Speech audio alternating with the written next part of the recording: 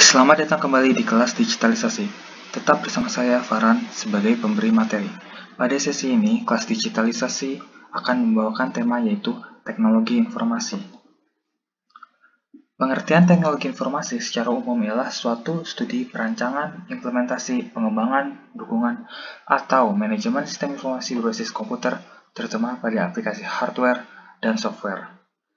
Secara sederhana, pengertian teknologi informasi adalah fasilitas-fasilitas yang terdiri dari perangkat keras dan perangkat lunak dalam mendukung dan meningkatkan kualitas informasi untuk setiap lapisan masyarakat secara cepat dan berkualitas. Pada awal sejarah, manusia bertukar informasi melalui bahasa. Maka, bahasa adalah teknologi. Bahasa memungkinkan seseorang memahami informasi yang disampaikan oleh orang lain. Tetapi, itu tidak bertahan secara lama. Karena setelah ucapan itu selesai, maka informasi yang berada di tangan si penerima itu akan dilupakan dan tidak bisa disimpan lama. Selain itu, jangkauan suara juga terbatas. Setelah itu, teknologi penyampaian informasi berkembang melalui gambar.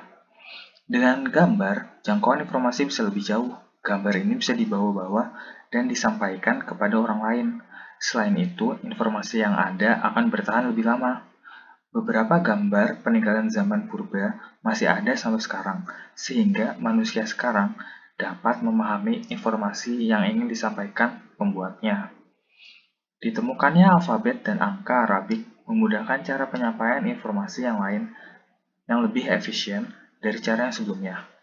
Suatu gambar yang mewakili suatu peristiwa dibuat dengan kombinasi alfabet atau dengan penulisan angka seperti MCMXLIII diganti dengan 1943. Teknologi dengan alfabet ini memudahkan dalam penulisan informasi itu. Kemudian, teknologi percetakan memungkinkan pengiriman informasi lebih cepat lagi. Teknologi elektronik seperti radio, televisi, komputer mengakibatkan informasi menjadi lebih cepat tersebar di area yang lebih luas dan lebih lama tersimpan. Apa sih tujuan dari teknologi informasi? Teknologi informasi memiliki tujuan sebagai berikut. Untuk mengatasi suatu problem, dapat memulai produktivitas, meningkatkan suatu kemampuan dalam melaksanakan kegiatan, mendukung dan membuka kreativitas.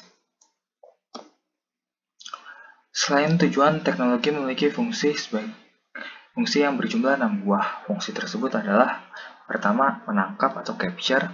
TI dapat mengkompilasi catatan-catatan secara detail dari berbagai aktivitas, misalnya menerima input dari keyboard, scanner, mic, dan lainnya. Kedua, mengolah atau processing. TI dapat mengolah atau memproses data masukan yang diterima yang kemudian diubah menjadi informasi baru.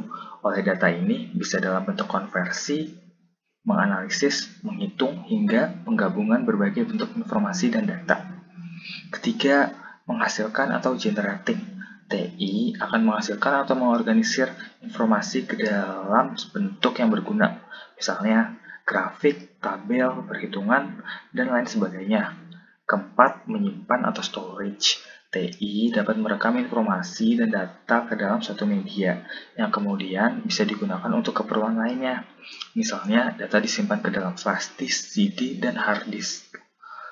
Kelima, mencari kembali atau retrieval.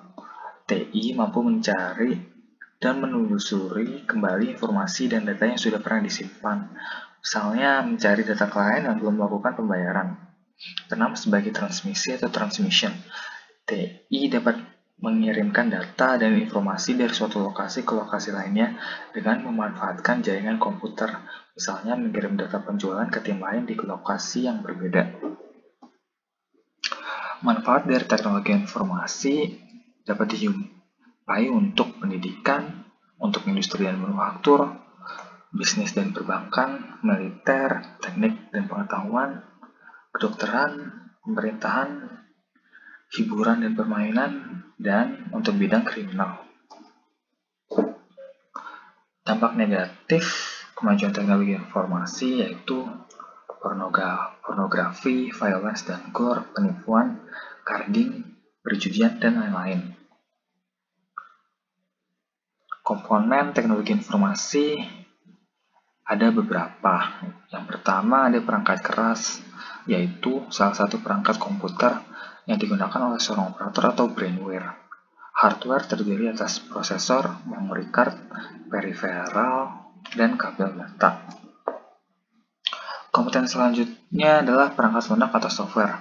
Software ialah suatu media yang menjembatani antara hardware dan brainware atau operator. Software ini dapat membantu mengoptimalkan fungsi hardware dengan menerjemahkan berbagai instruksi yang diberikan oleh operator. Software terdiri yaitu software sistem dan software aplikasi. Komponen selanjutnya adalah infoware, yaitu suatu dokumentasi dari sebuah informasi atau data. Terus ada fireware, yakni suatu media tempat penyimpanan yang permanen. Fungsinya adalah sebagai tempat untuk menyimpan berbagai data yang ada di sebuah komputer. Yang terakhir adalah brainware atau user. Brainware merupakan salah satu komponen paling penting dari teknologi informasi. Tanpa adanya brainware, maka komputer kita tidak akan bisa beroperasi, karena sebenarnya fungsi komputer itu adalah alat penunjang kebutuhan seorang user. Contoh dari teknologi informasi adalah komputer, laptop, smartphone, televisi, radio, dan lainnya. Sekian sesi kedua dari kelas digitalisasi. Terima kasih atas perhatiannya. Sampai ketemu di sesi berikutnya.